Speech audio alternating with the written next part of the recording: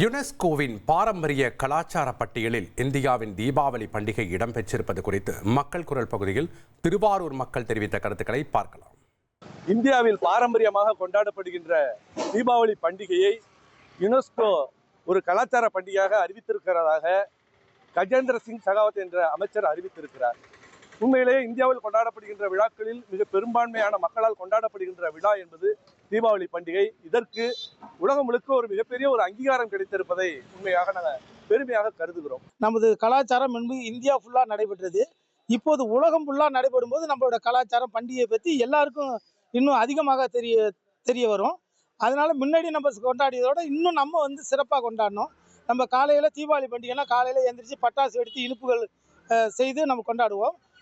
இன்னும் மேலும் மேலும் நம்ம நிறைய பட்டாசு வெடிக்கிறதுனால அந்த தொழிலாளர்கள் மேம்படுவார்கள், பட்டாசு தொழில் மேம்படும்.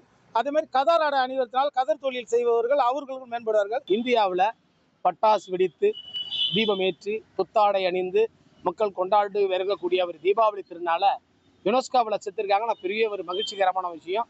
அந்த பொதுமக்கள் சார்பில் நான் வரவேற்கிறேன். மக்கள் குரல் பகுதியில் திருவாரூர் மக்கள் தெரிவித்த கருத்துக்களை நாம் பார்த்தோம். 2.66 கோடிக்கும் அதிகமான மக்களின் உள்ளங்களை வென்ற தந்தி டிவியின் டிஜிட்டல் தளங்கள், 1.25 கோடி யூடியூப் சப்ஸ்கிரைபர்ஸ், 47 லட்சம் ஃபேஸ்புக் ஃபாலோவர்ஸ், 25 லட்சம் இன்ஸ்டாகிராம் ஃபாலோவர்ஸ், 23 லட்சம் எக்ஸ் ஃபாலோவர்ஸ், 11 லட்சம் தந்தி ஆப் டவுன்லோட்ஸ், 35 லட்சம் வெப்சைட் மந்த்லி ஆக்டிவ் யூசர்ஸ். அசுரபலம் கொண்ட எங்கள் டிஜிட்டல் கரங்களில் உங்கள் விளம்பரங்களை சேர்க்க வாட்ஸ்அப் பண்ணுங்க 8939888378. Email advt@dttv.in.